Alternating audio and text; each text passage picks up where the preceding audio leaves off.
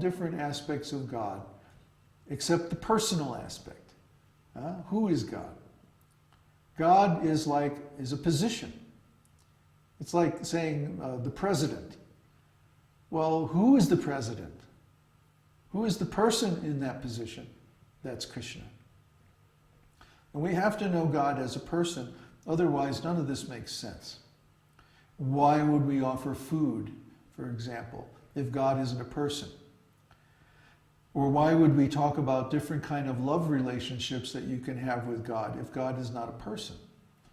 This is the real problem, is that people are addicted to this impersonal understanding of spiritual life. Why? Because they're rascals.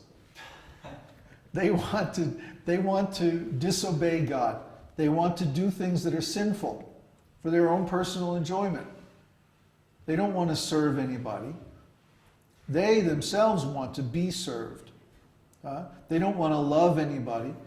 They want someone to love them. And so they're trying to manipulate psychologically in such a way that people will love them, people will serve them, like that. That's the game in the material world. Let me manipulate other people so that they'll love me and serve me.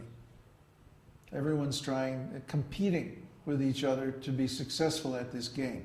And if you don't realize that this game is going on, then you'll be exploited. But the game is, let me manipulate you into serving me and loving me, and then I'll enjoy. That's the material energy. That's ignorance.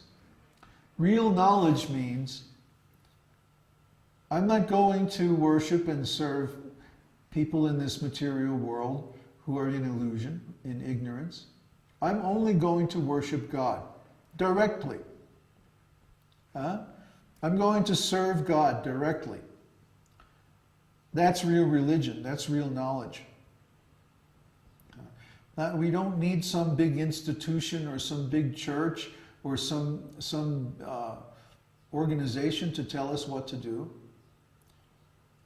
Well, we have the relationship with God through the scriptures and in our own hearts. Well, what do we need with some big hierarchy to dominate and control and exploit? We don't. We don't. And that's why the whole religion model doesn't work. And people know they're being cheated. They know they're being cheated because they themselves are cheating. They're cheating and everybody else is cheating, so okay, religion is also cheating. People can accept that. But then when you try to introduce the real truth, you have the problem of they're cheating and they're speculating, and so they think you're also cheating and you're also speculating. Oh, it's just, you're just telling me this Krishna stuff so that you can get me into your cult and then you can exploit me. So they doubt everything. It's very stylish now to doubt. Faith is not in this year. But without faith, we can't do anything. So people have faith, but they have faith in their own mind. But because the mind is fallible, the mind is imperfect, then the conclusions they reach are also fallible and imperfect. Our knowledge is infallible because Krishna is infallible, and it's perfect because Krishna is perfect. And the knowledge that he gives, if we accept it, we find it to be a very reliable guide for spiritual advancement. That's why we follow it. We don't follow it just because Krishna said so. I mean, at least not in the beginning. But we follow it because we try it and it works. So that's what I'm inviting everybody to do. I'm inviting them to try this knowledge.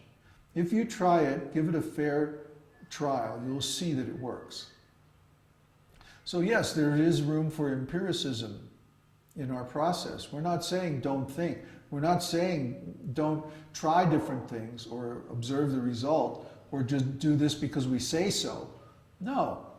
Or do it because Krishna says so. No. No. Do it because it works. Try it and you'll get the result, and you'll see that the result is superior to anything you've ever tried before. That's all we're saying. Are there any other questions? Yes. Oh, more questions. Good. Krishna's pastimes being unlimited, does this mean that there are pastimes we don't know about? Whose question is that? Krishna Bhakt. Good question. Well, yeah, Krishna's pastimes are unlimited, but the scriptures, after all, they have to fit in books, you know, and books always have a beginning and an end. So yeah, there are many, many pastimes that we don't know about. But the important pastimes are given. That's the thing. In the scriptures, everything we need to know is there. That's the priority of the scriptures. What do you need to know to solve your problem? What do you have to know to get out of the trap in the material world? All those pastimes are there. For example, in Srimad Bhagavatam, all of Krishna's pastimes are given in great detail, much more detail than the pastimes of other expansions. But really, what Srimad Bhagavatam is about is the devotees. How are the devotees acting? How are the devotees relating to Krishna? How are the devotees worshiping Krishna? One time I did a search on the word devotee. The word devotee, except for little words like is and the, you know, like that, the word devotee is used more times in Prabhupada's books than any other word. What does that mean? That this science of devotional service as given in the scriptures is mainly about the devotees. How to be a devotee, how to act like a devotee, what to do, what not to do, to be a devotee. So the scriptures mainly describe the devotees, and secondarily they describe the activities of the Lord. I mean, I suppose there would be room for more pastimes if we didn't have to describe how to be a devotee. But that's really the problem. People don't know how to be a devotee. So the scriptures devote most of their space to describing the pastimes of the devotees. And only incidentally, because the devotees are always in relationship with the Lord, they also describe the pastimes of the Lord. More questions? What is the difference between Krishna and Mahavishnu? Oh, Krishna is the original Supreme Personality of Godhead, and Mahavishnu is an expansion of an expansion of an expansion of an expansion of Krishna. Like we covered in the astrology class the other day. Krishna expands as Balaram. And then Balaram expands as the Chaturvyuha, Vasudeva, Sankarshan, Aniruddha, and Pradyumna. And then Vasudeva expands again as Mahavishnu. And then Mahavishnu expands as the second Chaturvyuha, Vasudeva, Sankarshan, Pradyumna, and Aniruddha. And Sankarshan, of course, becomes the thousand-headed snake. And the other three become the lords of the different modes of material nature in their unmanifest form. And then in the manifest form, they become Brahma, Vishnu, and Shiva. So the Lord expands many different levels. And we should know about these expansions. Just like it says in Gurvashtaka that we chanted earlier today, the spiritual master, where is it?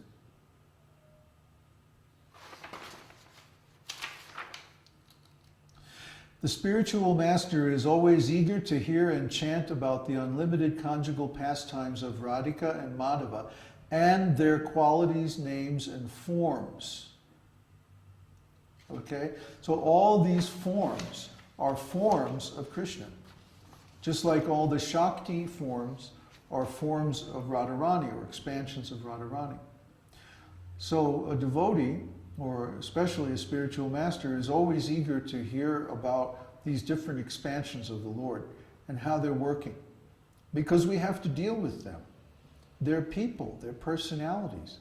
And as we advance in spiritual life and go to higher and higher realms, we'll actually meet them. Just like it's described in Brihad Bhagavatamrita, that actually we're going to have that available on our site soon. Yeah, because we just got an electronic copy of it. Anyway, all devotees should read this someday. After reading Srimad Bhagavatam, you should read Brihad Bhagavatamrita, because the Bhagavatamrita describes all the different levels from the material world all the way up to Goloka Vrindavan, and the different personalities of Godhead that are present in those realms, and how to worship them, and how to transcend those realms and go on to higher realms. All this is given. So all this is known.